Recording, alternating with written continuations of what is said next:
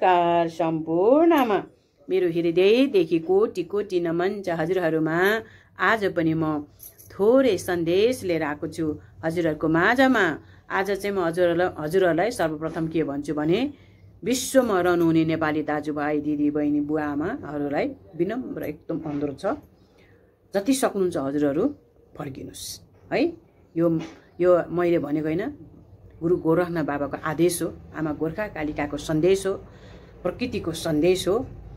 आजभन्दा कति वर्ष अगाडि मैले विश्वमा रहनुहुने नेपाली दाजुभाइ दिदीबहिनीहरू आफ्नै स्वदेश फर्किनेछन् भनेर मैले मिडियामा नि बोल्दै आएको थिएँ। आज त्यो समय र त्यो परिस्थिति आयो। हजुर जुनसुकै राष्ट्रमा, चाहे अमेरिकामा हुनुहोस्, चाहे जापानमा हुनुहोस्, चाहे युकेमा हुनुहोस् होइन, युकेमा त म त्यति खतरा देख्दिनँ, अरू राष्ट्रहरू सबै खतरा देख्छु। मुस्लिम राष्ट्र त झन् एकदम भयभीत देख्छु। अनि त्यसपछि आएर हजुरलाई त्यहाँको सरकार, त्यहाँको कानुनले हजुरलाई जहाँ हुनुहुन्छ, जुन स्थानमा हुनुहुन्छ नि त्यहीँबाट गो ब्याक नेपाल भनेर फर्कान चाहिँ मलाई भन्नु। त्यस्तो समय आउँदैछ तपाईँ। त्यही भएर मैले आजभन्दा कति वर्ष अगाडि पनि भिडियोमै भनेको थिएँ, मिडियामै भनेको थिएँ, हजुरले जति सम्पत्ति कमाउनु भएको छ नि त्यो सम्पत्ति त्यही मात्रै नराख्नुहोस्, नेपालमा नै पठाउनुहोस्, नेपालमा जग्गा जमिनमा हाल्नुहोस्, या केही उद्योगमा हाल्नुहोस्, या सेयरमा हाल्नुहोस् भनेको थिएँ। भोलि त्यो सम्पत्ति तपाईँका ब्याङ्क ब्यालेन्स सब क्याप्चर गर्छ, लेखेर राख्नुहोस्। विश्वमै तपाईँले कमाएका त्यो राखेका सम्पत्तिहरू नि सब त्यहाँका सरकारले क्याप्चर गर्छ। तपाईँलाई नाङ्गो हात नाङ्गो खुट्टा पठाएन चाहिँ मलाई भन्यो। त्यस्तो समय आउँदैछ है। विश्व भयभीत छ, एकदम सतर्क हुनु। त्यस्तो नहोस् भनेर भगवान्सँग प्रार्थना त गर्छु, सबै नेपालीहरूले गरौँ। किनभने नेपालमा रोजगार नभएर विदेशिनु भएको छ, चाहे खाडी राष्ट्र होस्, चाहे युरोप राष्ट्र होस्, चाहे कुनै पनि राष्ट्रमा होस्, दुःख गर्न जानुभएको छ होइन। र पनि अब समय त्यस्तै बन्दै आयो क्या, तपाईँ हाम्रो बसमा छैन त्यो। अब जति हामीले सोचेको थियौँ विदेश गएर कमाउने, विदेशमै सेटल हुने, विदेशमै बस्ने, त्यस्तो समय छैन, अब बिल्कुलै छैन। अब एकदम खतरा समय बनेर आउँदैछ। अमेरिकामा त झन् भुकमरी महामारी हैजा आउँदैछ। त्यसपछि आएर इन्डियाका धेरै सिमानाहरू मैले चाहिँ सिमानामा के अरे यो आन्दोलन हुन्छ, युद्ध हुन्छ भनेको थिएँ नि, त्यो फेरि इन्डिया र पाकिस्तानको युद्ध फेरि हुन्छ होइन। विश्व त्राइमा छ। अझ यस्तो भन्दै जाँदा अब आउने मसान्त शुक्रबार परेछ, मसान्त 1 गते शनिबार परेछ। यी 2 दिन अब कति 1 गते 29 गते हो कि 30 गतेको, कति 31 को कि 30 को महिना छ। जस मसान्त, यो असोजको मसान्त र कार्तिकको 1 गते एकदम खतरा देख्छु। किनभने शनिबार 1 गते परेछ, अलिकति सतर्क हौँ है। किनभने हाम्रो बसमा अब के पनि छैन। समुद्री आँधी, समुद्री भूकम्प, समुद्री ज्वालाहरू, एकदम भुकमरी महामारी हैजा हुरी बतास तुफान होइन, लाल सागर रगत सागर हुन्छ। यस्तो किसिमको भयभीत छ। त्यो समय मैले यत्रो 19 वर्ष अब बोल्दै आएको। त्यतिखेर यस्ता युट्युबहरू पनि त्यति थिएनन्, भर्खर आएका थिए 19 वर्ष अगाडि।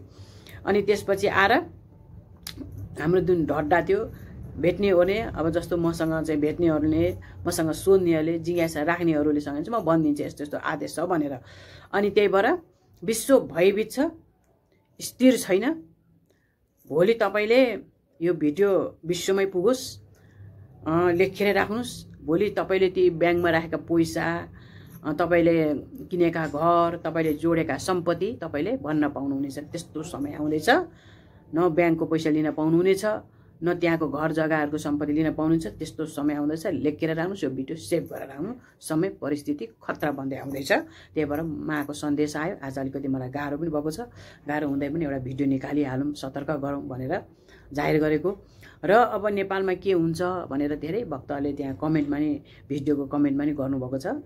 अब नेपाल भनेको विश्वको शक्ति हो, विश्वको आत्मा हो, विश्वको शिर हो, विश्वको भूपति हो, विश्वको कल्याण गर्छौँ नि हामी। त्यस्तो शिवलोक हो, शिव शक्ति हो, भगवानको बास भएको देश हो।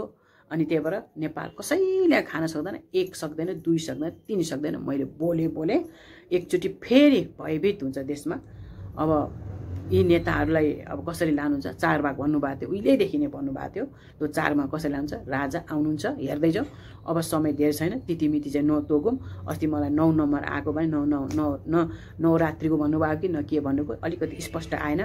भूकम्प भनेर भनेको थिएँ मैले। भूकम्प चाहिँ फिलिपिन्समा गएछ, 3 दिनमै गएछ। अब त्यस्तो ताजा अपडेट फेरि आयो भने म हजुरसँग प्रस्तुत गरिहाल्छु। र अब देशमा राजा 1 आउनुहुन्छ, 2 आउनुहुन्छ, 3 आउनुहुन्छ। तर हिन्दू धर्म चाहिँ म भन्दिनँ, वैदिक सनातन धर्म हुन्छ। वैदिक सनातन हुन्छ, अब केलाई लिनुहुन्छ? अब त्यो पनि सबै भगवान्लाई पशुपतिनाथलाई छोडिदिउँ, गुरु गोरखनाथ बाबालाई छोडिदिउँ, आमा गोर्खा कालिकालाई छोडिदिउँ।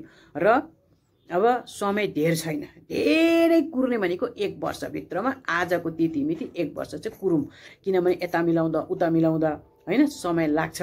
त्यो पनि जेठसम्म हेरौँ। मैले चाहिँ जेठसम्मको आश गरेको छु। अब आश गर्दै जाउँ न, निराशा नबनौँ, आशावादी बनौँ है, निराशावादी नबनौँ, हेर्दै जाउँ। तर अवश्य राजा हुनुहुन्छ। वैदिक सनातन धर्म चाहिँ हिन्दू हुँदैन। इन्डियाले अस्तिको जुन मैले भन्थेँ विदेशी सेना आउनेछन् र विदेशी सेनाले क्याप्चर गर्नेछन्, अस्ति त्यो जेन्जी आन्दोलनमा त्यत्रा जेन्जी भाइहरू मर्नुभयो, बहिनीहरू नि मर्नुभयो, नेपाल आमाका छोरछोरी हो नि, हो कि होइन? त्यसपछि आएर त्यो गोली किन? तपाईँलाई जस्तो दरबार हत्याकाण्डमा योजना बाहिरको थियो होइन, र ज्ञानेन्द्र सरकारको परिवारलाई बचाइयो, अनि सारा दोष चाहिँ ज्ञानेन्द्र सरकारलाई लगाइयो हो।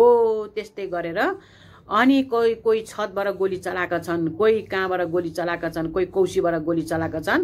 हाम्रा पुलिसले चाहिँ खुट्टामा गोली चलाएको थियो, तर टाउका मार्ने विदेशी टाउकेहरू हुन्, र विदेशी टाउकेहरू छाप्ती नेपाल आमालाई यहाँ बलात्कार गर्न आइसकेका छन्। तपाईँ हामी एकदम सतर्क भएर बसौँ, घरमा धुलो खोर्सानी राखौँ, भोलि के पर्छ धुलो हालिदिनुपर्छ होइन, भन्न सकिँदैन। परिस्थिति एकदम खतरा बन्दै आउँदैछ र विश्व भयभीत छ। अब सेनाले देश लिनुहुन्छ, तर सेनामा पनि छानबिन हुन्छ, सेनामा पनि हात हुन्छ, किनभने यो गुरु गोरखनाथको खेल हो होइन। सेनाले जेस 5 वर्ष लिखितमा थियो हाम्रो, 5 वर्ष सेनाले लिनेछ। अनि त्यसपछि आएर सेनाले पनि सक्दैन। शक्ति गुरु गोरखनाथ शक्ति टिम भन्नुभएको थियो, त्यो गुरु गोरखनाथ शक्ति टिम उदय हुन्छ। जस्तो जेन्जी नेपाल आमाका जेन्जी युवाहरूलाई नै भनौँ, युवाहरूको राज हुन्छ। अब बुढाखाडाको कोही कसैको पनि केही हुनेवाला छैन। र यो संविधान खारेज हुन्छ। 2021 सालको कानुन लागू चालु हुन्छ, महेन्द्र सरकारको कानुन लागू चालु हुन्छ, र 2021 सालदेखि बनेका नागरिकताहरू सबै खारेज हुन्छ। तपाईँ हामीले नागरिकता बनाउनु फेरि धाउनुपर्छ, 5 पुस्ता फेरि खुलाउनुपर्छ, र विश्वको 8 अर्बले मान्ने देश नेपाल हुन्छ। विश्वको 8 अर्बले मान्ने राजा हाम्रै हुन्छ। विश्वको कल्याण गर्ने नै हाम्रो देश हुन्छ होइन। म अहिले कति भिडियो युट्युबरमा हेर्छु, अखण्ड भारत हुन्छ भनेर है। कति ज्योतिषीहरू हुन्छ इन्डियामा, कति तपस्वी हुनुहुन्छ, ज्योतिषी हुनुहुन्छ इन्डियामा। त्यो हाम्रो कुनै रिस छैन होइन। यो दक्षिणी शक्ति भनेको असुरो शक्ति हो, उत्तरी शक्ति भनेको पितृहरूको आशीर्वाद हो। त्यही भएर दक्षिणी शक्तिले चाहिँ हामीलाई सिद्धाउन खोज्छ, हामीलाई सख्याउन खोज्छ, हाम्रो देशलाई उसको देशमा गाभ्न खोज्छ, तर बिल्कुलै सक्दैन। नेपाली भनेको अरिङ्गाल हो, अरिङ्गालले टोक्यो भने भन्न गरेर सबै सिद्धिन्छन्, कसैको केही लाग्ने छैन। विश्वलाई च्यालेन्ज जस्तै छ यो देश है। तर अहिले यस्तो भयभीत भयो हेर्नुहोस्। अस्ति त्यत्रा पुलिस चौकीहरू, नेपाल अधिराज्यभरिका पुलिस चौकी सबै ध्वस्त भए। कस्तो अवस्था थियो। पुलिसहरूलाई कति कुटी खोलामा कुटी लखटी कति उ गरियो, नाङ्गो कतिलाई कुटी जलायो भने न्युजहरू त आयो नि। तर त्यस्तो परिस्थितिमा नि हाम्रो देश हेर्नु त अहिले ट्याक्क साम्य भइरहेछ। ल हेर्नुहोस्, यो अनि शक्तिको देश होइन यो। कोही भोगे मर्या छन्, कोही नाङ्गै बस्या छन्, कोही भिखारी बन्या छन् हो। अनि बस शक्तिको देश, बाबा पशुपतिनाथका सन्तान, सबैको रक्षा हुन्छ है, कल्याण हुन्छ। एकचोटि युद्ध त हुन्छ, अब कसरी हुन्छ, के गर्नुहुन्छ? बाबा गुरु गोरखनाथ, बाबा पशुपतिनाथ, आमा गोर्खाकाली, प्रकृति आमालाई छोडिदिउँ, र जति सक्छौँ सबै नेपालीहरूको रक्षा होस्, कल्याण होस्।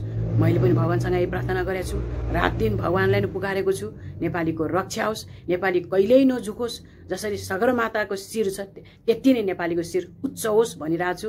भन्दै विश्व भयभीत छ। अब आउने शनिबार 1 गते अलिक सतर्क हौँ, शुक्रबार पनि सतर्क हौँ, भयभीत छ। र विश्वमा हुने नेपाली दाजुभाइहरू अलिकति विचार पुर्याउनुहोस्, अलिकति गर्नुहोस्, मलाई गाली नगर्नुहोस्। मैले जे सन्देश आउँछ प्रकृतिको त्यो हजुर सामु मात्रै राखेको, न म माता हुँ, न पिता हुँ, म न ज्योतिषी हुँ, न पण्डितनी हुँ है। म केही होइन, साधारण मनुष्य हुँ, साधारण नारी हुँ, र जे माको प्रकृतिसँग चाहिँ कनेक्टेड छ यो चाहिँ भन्छु।